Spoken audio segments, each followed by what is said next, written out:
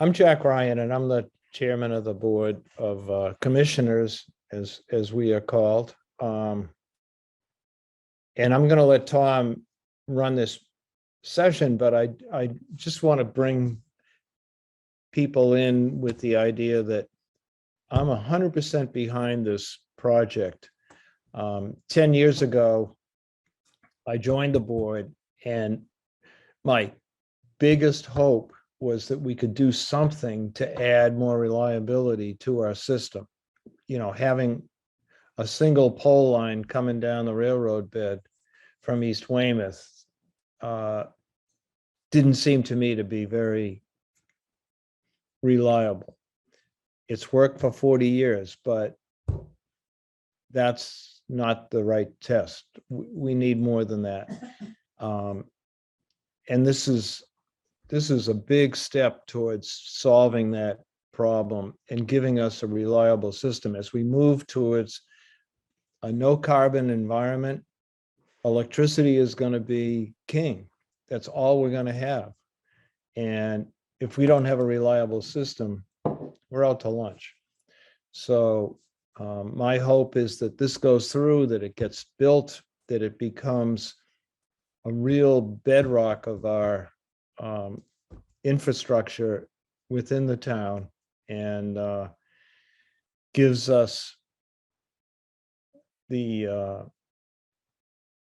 the stability that we need no matter what, to have power.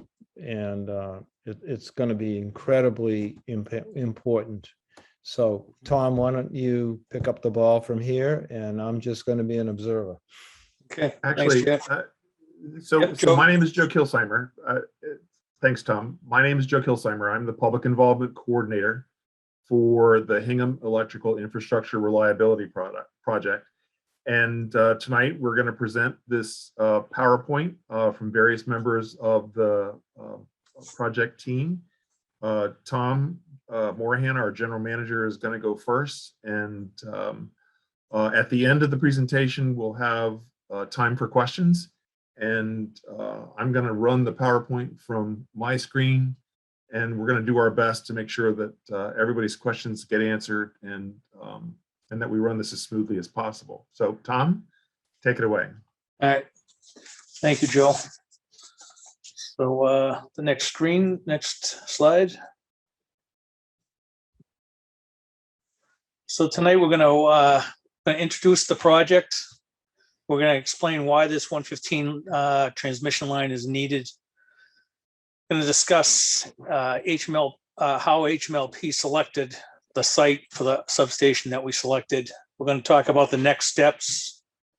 We're going to try to answer any questions we can, and we're looking for any feedback that we can obtain during this meeting. So the project team, it's myself at HMLP, Mark Fahey, who is the assistant general manager, and Steve Girardi, who is the engineer. From LIG Consultants, we have Tom Converse.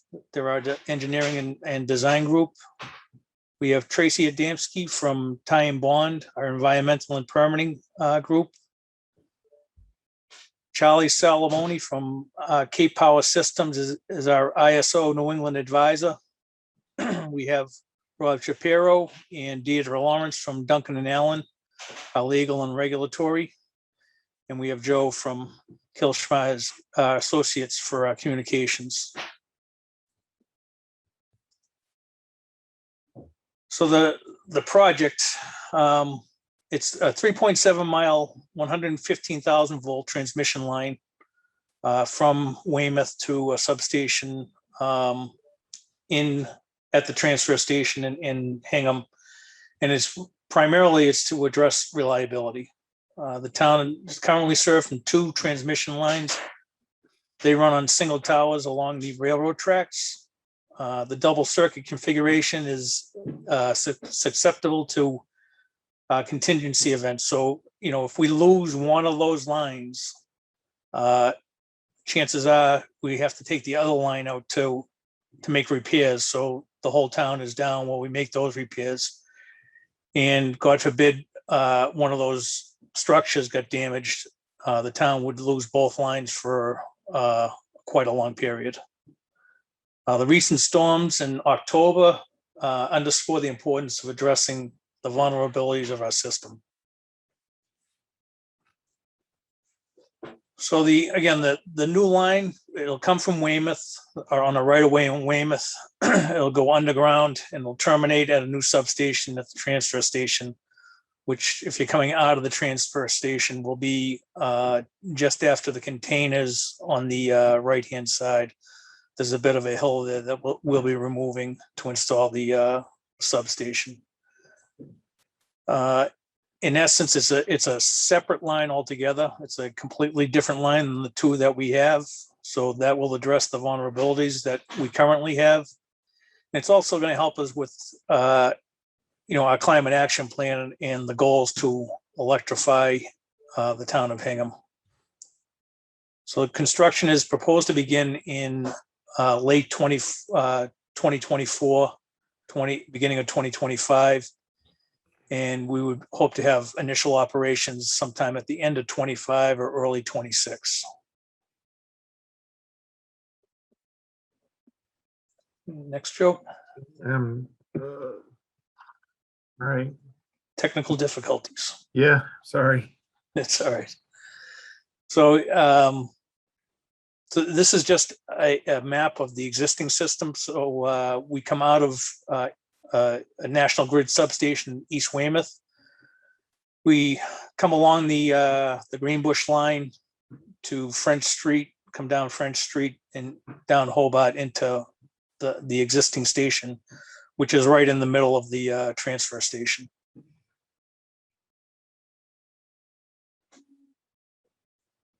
So addressing system vulnerabilities, the tower failures associated with the existing line, that can result in, extended outages for Hingham.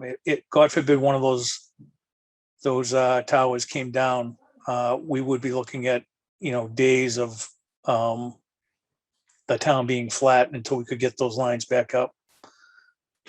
Again, we've seen damage in this last October storm. We had, everyone would know that we had huge trees come down, ripped right out of the ground.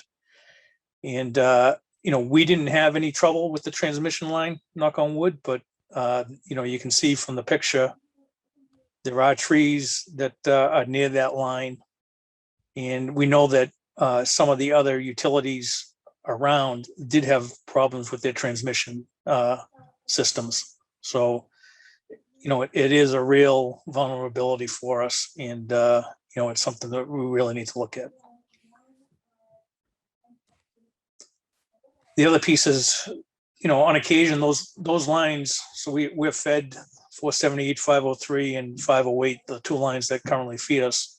There are times when those lines have to come out for maintenance. So Eversource will take their Eversource lines. They feed out of a National Grid station. So, depending on who's doing the work, those lines can be out from anywhere from, a week to a month at a time, which leaves the whole town of Hingham on one line for that period. And again, if anything happens to that one line, the town is de-energized until we can get, either Hingham or more likely National Grid or Eversource can get those lines back up, depending on where the problem is. So just one back there, Joe, for 1 second. So the reliability standards are different today than they were when these lines were built. These lines were built in the mid 80s. In 2013, they upgraded the reliability standards. It was NERC, FERC, and ISO New England worked on upgrading those reliability standards. And today they require the systems to address any vulnerability on a double tower circuit like the ones serving Hingham. So the revised standards are a part of what are driving this project. Also, we want to meet the standards of today, so we can serve the customers of tomorrow. So this is also the primary need for this project is reliability, but there's also a capacity benefit. So in August of 2018, we saw our all-time peak of 57 megawatts. Additional load, we expect to see at least 5 megawatts of additional load by 2030. And that's just with increase in electrification associated with meeting the climate action plan goals. So we expect people to start converting to electric, to drive electric vehicles, to heat with electric. And there's also potential for growth, mostly in South Hingham, for up to 7.5 megawatts of additional development down there.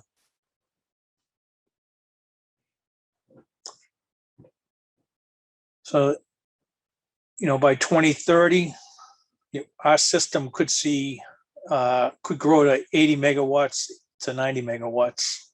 We have firm capacity right now at Hobart Street of 80 megawatts.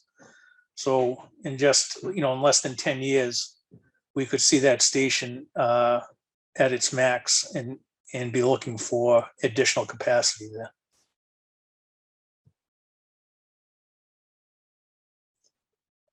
So it's a 115,000 volt transmission line from Weymouth to Hingham. It's approximately 3.7 miles, although we haven't finalized on the route yet. We have an idea of the route that we're going to take. We're working with Weymouth there. Eversource will own and operate the station, the tap station, which will be on the right of way in Weymouth. So they'll build that, they'll pay for that. And eventually we pay for it. The new substation in Hingham will be at the transfer station. Again, as you come out of the transfer station on the right-hand side in that hill, it'll be an enclosed station. So there will be a building there that contains, the switchgear and things. So again, the substation will include circuit breakers. There'll be bus work. There'll be protection and communication equipment, and that'll all be in an enclosed building. The new site for the station will also have additional room to accommodate a transformer as our growth warrants. So as the growth increases, we'll be looking to put a transformer in at that substation. We estimate the cost to be between 55 and 60 million. And that includes all the permitting and contingency costs. The project costs are project cost estimates are going to be refined prior to the 2022 meeting, but HMLP is committed to reducing those costs, as to the lowest possible extent, and to bring this project in at the lowest possible cost.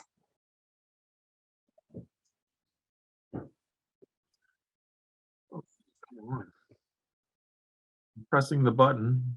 Yeah. Want me to try? Oh, I don't have that. I don't know. Here we There go. we are. So site and route selection, I'm going to turn this over to Tracy Adamski from Ty and Bond, and she'll go through these slides. Thank you, Tom, and thank you everyone for your time and interest this evening. So starting with site and route selection, there's a number of goals that we start with.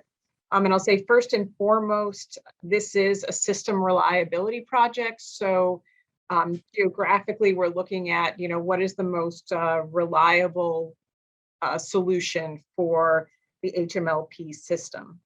But the goal is to look at a range of sites and route alternatives that are geographically diverse, so that we're not just looking at the same route, but we're actually looking at a fair number of both sites for the substation and different routes to connect us back to the grid. We've identified appropriate criteria and make sure that those are applied uniformly and fairly, looking at all of the different aspects of the project. The goal is to minimize construction and environmental impacts as well as system costs, ensure the system reliability, and also take into account community benefits and environmental justice objectives of the regulations that we're working with. Next slide, please. So the substation site selection has been completed. The process began in earnest in 2018, and it started off looking at a number of different locations within Hingham. So the first was, here is North Hingham near the shipyard. And that one fell off the list due to extensive and costly upgrades that are required at this location to integrate this location into the HMLP distribution system and to provide redundancy with the existing Hobart station. In addition, there are some significant constructibility concerns related to a number of bridge crossings, river crossings, and its proximity to railroad lines. South Hingham was another location that was assessed, and this was in proximity to the industrial park. And this location required extensive upgrades to the national grid transmission infrastructure to the tune of about $18 million. And that was even before HMLP would, or HMLP's upgrades for their substation and their system. So that was just to make the grid system, ready to accept this interconnection. So with those additional costs and other significant upgrades that were required for this system, this site fell off. 308 Cushing Street, which is the former HMLP facility, was also assessed.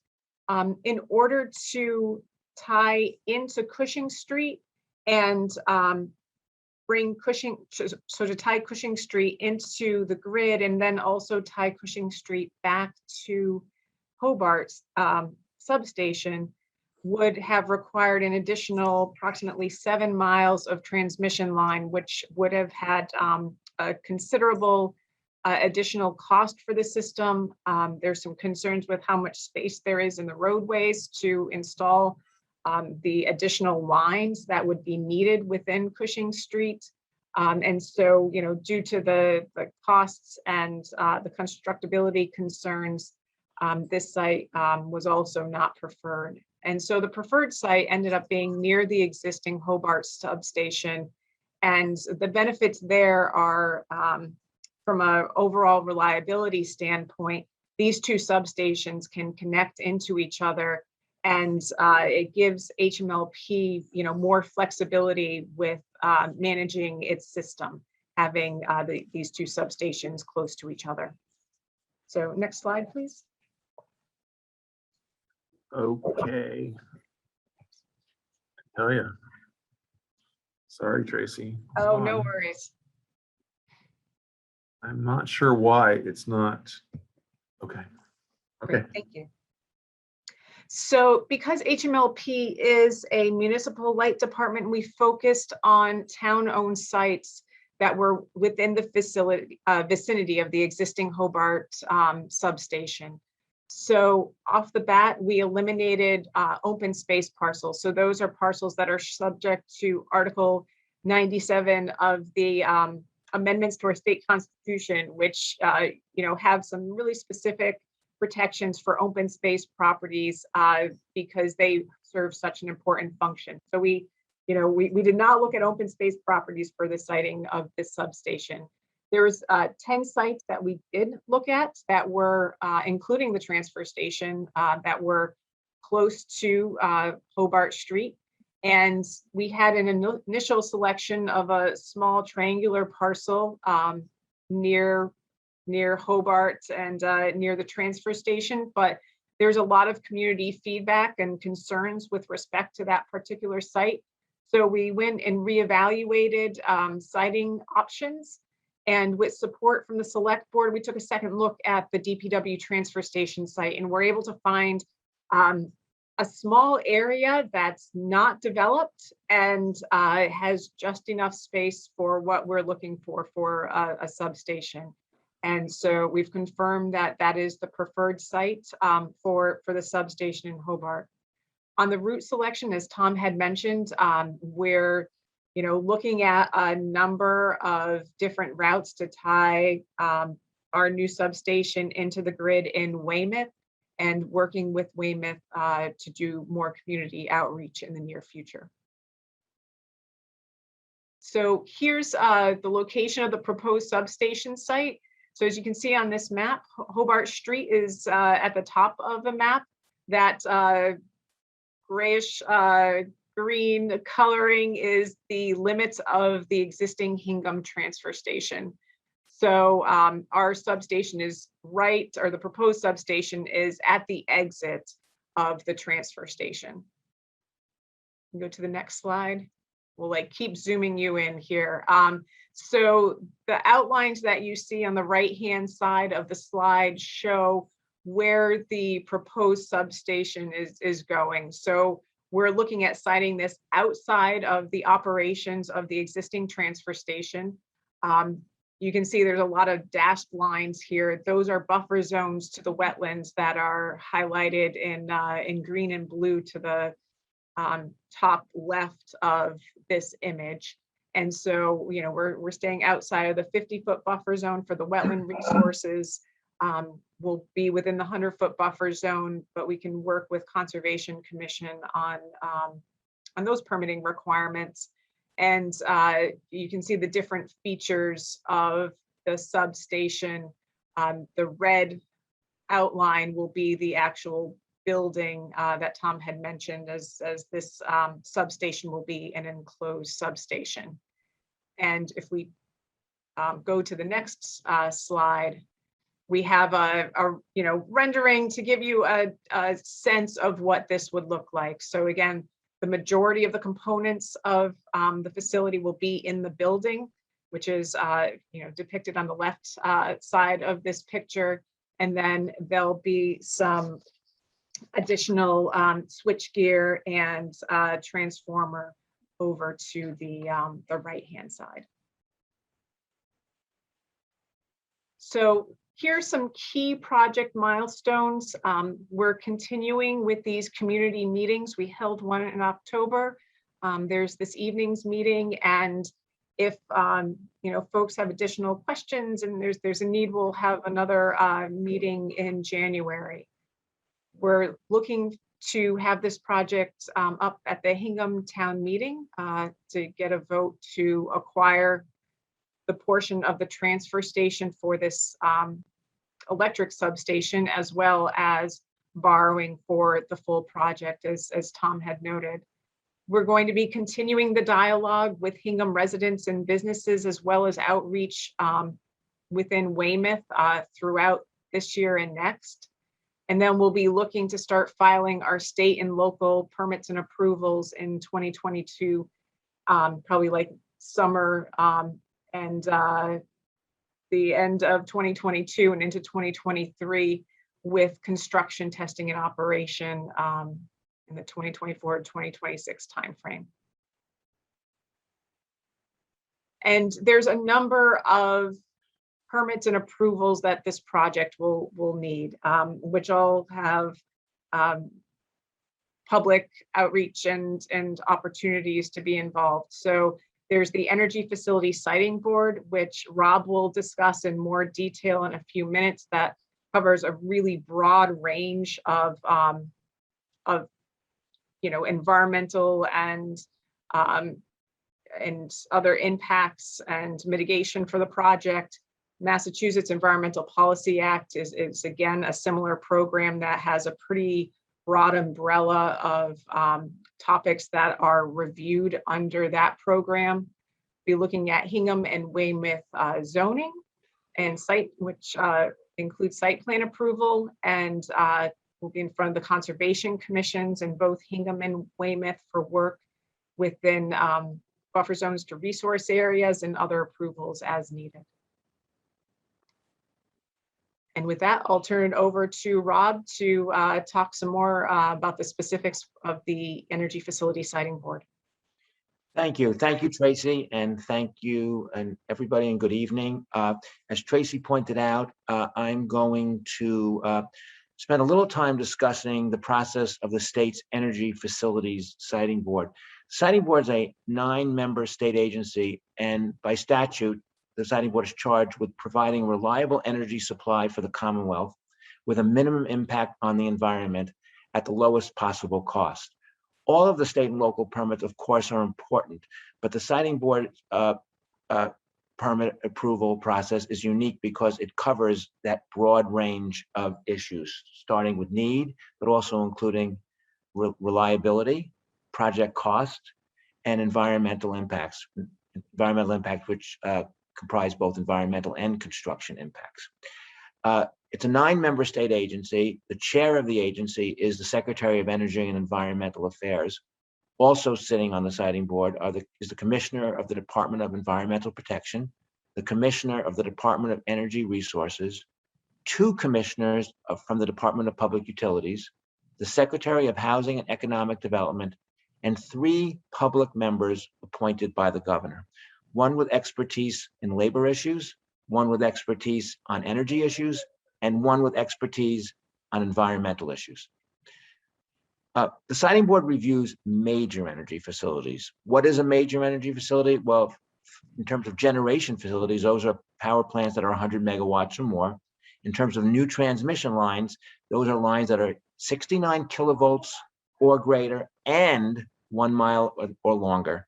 And the Siting Board also looks at large intrastate gas pipelines. HMLP's proposed underground 115 transmission line is greater than 1 mile, so that's subject to the Siting Board's jurisdiction, along with the substation that HMLP proposes to construct and operate at the transfer station. Both of those parts of the overall facility will be reviewed by the Siting Board. Importantly, no other state approval or permit can be issued until the Siting Board approves any applicant's petition. And as Tracy pointed out, among our permits is the Siting Board permit, and we hope to submit that petition to the Siting Board in the spring, probably the late spring of 2022 after town meeting. Can we go to the next slide, please?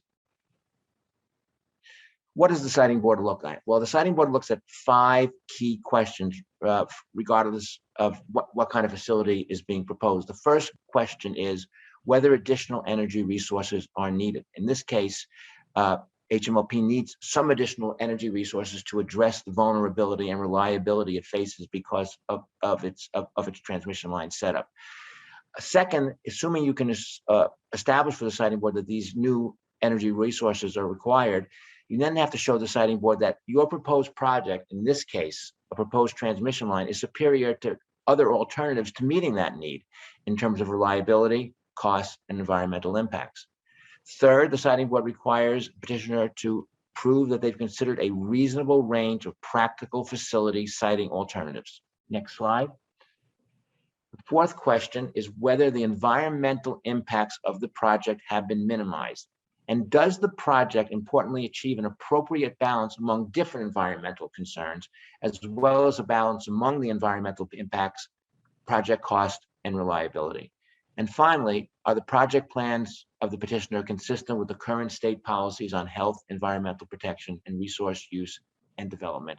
And there will be key to show that the proposal is consistent with the various climate acts that have been enacted by Massachusetts legislature in recent years. Next screen. One of the reasons, again, we're talking about the Siting Board is because it's a comprehensive process. It's an 18 to 24 month process. It's a process that will include public hearings in the affected municipalities in Weymouth and Hingham, likely in both. It's an evidentiary review, which means that witnesses are questioned by staff and by any interveners in the case, and volumes and volumes of documents are required to establish that, in fact, a proposal meets those Siting Board requirements. Here is a list of the things that the Siting Board looks at. The Siting Board, again, as we talked about, requires establishment of project need, looking at evidence in that regard. They look at project alternatives. If you're proposing a transmission line, Can you do that without a transmission line? Can you do it through distributed generation or some combination of distributed generation, energy efficiency, and other options? And then the siting board looks at project costs to make sure the costs are reasonable and are appropriately documented. In terms of the proposed route, it's every proponent is required to provide both a preferred route and an alternative route. And the siting board requires the applicant to show that their preferred route is better in terms of balancing costs, environmental impacts, and reliability. And finally, there's a long list of environmental and construction impacts that the siting board looks at. It's different, obviously, based on the type of case, but you can always count on the siting board looking at noise, traffic impacts, air impacts, if any, a host of water impacts, wetlands, water resources, and stormwater, the visual impacts of a proposal, the historical, archaeological, and cultural impacts of proposal, the magnetic fields associated with the transmission line, land use, zoning-related impacts, safety, and any use of any impacts associated with hazardous and solid waste. And I think that ends my portion. And I think we'll go back to you, Joe. Well, the last slide here is we'd like everybody to know about the website for our project, which has the URL of HEIRP.com, Hingham Electrical Infrastructure Reliability Project. And we invite you to look at the website, and there's a place for feedback. And if you have any questions about the project at all, you can go onto the website and look at the feedback page and submit a question. The email comes right to me, and I distribute it to members of the project team. And with that, the PowerPoint is over, and I'm trying to figure out how to get back to the participants. There is a way to ask questions by raising your hand on the app, or you can ask ask a question in the chat. And so I have the chat on the screen. Are there any questions? Would anybody like to ask a question?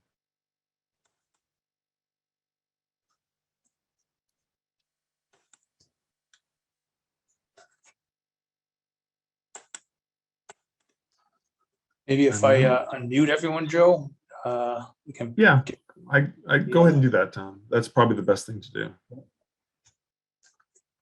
And the only reason that we muted everybody was to minimize the potential for feedback or extraneous noise coming through and hitting everybody.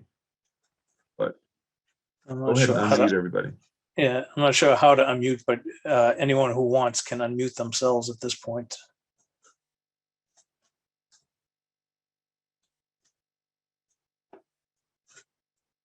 I should be able to anyway. Rob, can you unmute yourself? Or is it still asking for me to do that? Okay.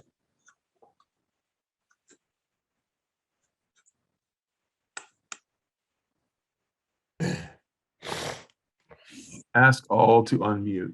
I just did that. Okay.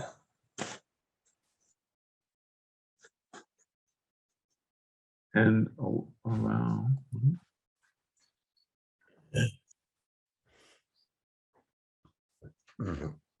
All right, I think we're getting to the point where people can ask questions now.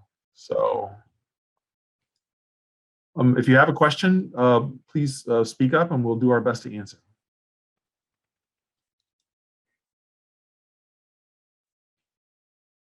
Questions here.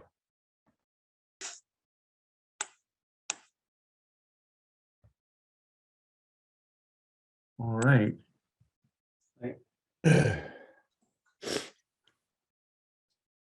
No questions? No one? We can't answer Can't any entice questions? you to ask a question? I would just like to make the comment. I'm a Linden Ponds resident. I trained originally electrical engineer. I found this presentation excellent, and as a result, I have no questions. Thank you so much. Thank you, Mr. Sometimes it's just good to say thank you very much and get out of Dodge. There you go.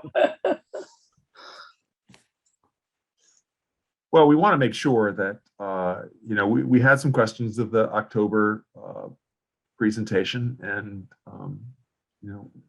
we would be remiss if we did not give everybody the opportunity to ask a question. And because this is being recorded, and I think we're going to submit this to the local television network that will make this available on a broader basis. We'll also have this on our website if anyone wants to look at it, or if you know of anyone who wants to see it at some point, it will be on our website.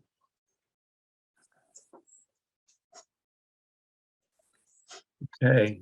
All right. Well, given that we don't have any questions, I'd like to thank everyone for coming out tonight and joining us. And Jack, thank you for supporting us on this project. And again, if the website's available, if you have questions, please visit there.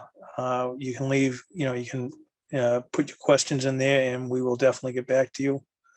And if anything else, feel free to reach out to us at HMLP also. So. All right. Anything else for the good of the order? Well, thank you, Tom, and thank you, Tracy, and Rob, and of course, Jack. And we appreciate everyone spending some time with us tonight to hear about this project. And we look forward to your future feedback. All right. Thank you. Good night. All right. Thanks.